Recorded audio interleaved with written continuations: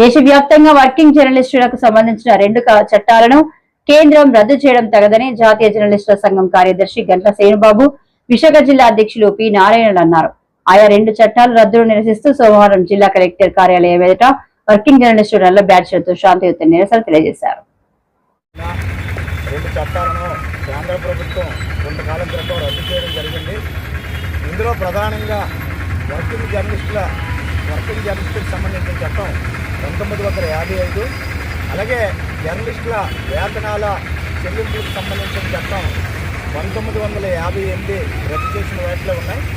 అయితే దాదాపు 70 ఏళ్ళ తర్వాత ఈ 2 చట్టాలు రద్దు చేయడాన్ని మేము ఈరోజు శాంతియుతంగా నిరసన ప్రదర్శన నిర్వహిస్తాం. మరి ఎందుకంటే ఈ చట్టాలని రద్దు చేయడం వల్ల జర్నలిస్టులు చాలా వరకు కూడా హక్కులు కోల్పోయే ప్రమాదం.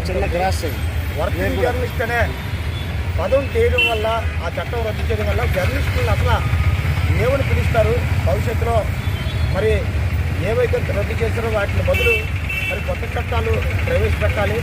మరి అందుకోసమే మేము జాతీయ జర్నలిస్టుల సంఘం, నేషనల్ అలయన్స్ ఆఫ్ జర్నలిస్ట్, మా జాతీయ అధ్యక్షులు, Indian union of working journalist అధ్యక్షులు పాండే గారి అధ్యక్షతన ఇప్పటికే విషయాన్ని పార్లమెంట్లోనే పలువురు ఎంపీల ద్వారా పార్లమెంట్ దృష్టి కూడా తీసుకెళ్లడం జరిగింది. వర్కింగ్ జర్నలిస్టులకు సంబంధించిన చట్టం రద్దు చేసినట్లయితే దానికి వేరేగా మార్గం చూపించాలి. లేని పక్షంలో ఆ చట్టం పునరుద్ధరించాలి. అలాగే వేతనాల చెల్లింపులకు సంబంధించిన చట్టం కూడా రద్దు చేశారు కాబట్టి దానికి కూడా మరి ప్రత్యామ్నాయ మార్గం చూపించాలి.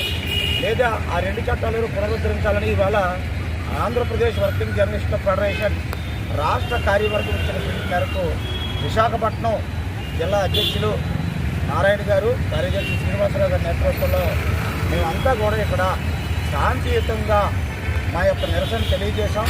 కాబట్టి మేము కేంద్రాన్ని ఒకటే కోరుతున్నాం, 2 కార్మిక చట్టాలు, 2 జర్నలిస్టుల చట్టాలు కూడా తక్షణమే పునరుద్ధరించాలి. లేని పక్షంలో వాటికి మించి ప్రత్యామ్నాయం చూపించాల్సి ఉంది. అలాగే నెల 11న జర్నలిస్టుల డిమాండ్స్ ని కూడా నిర్వహిస్తున్నాం.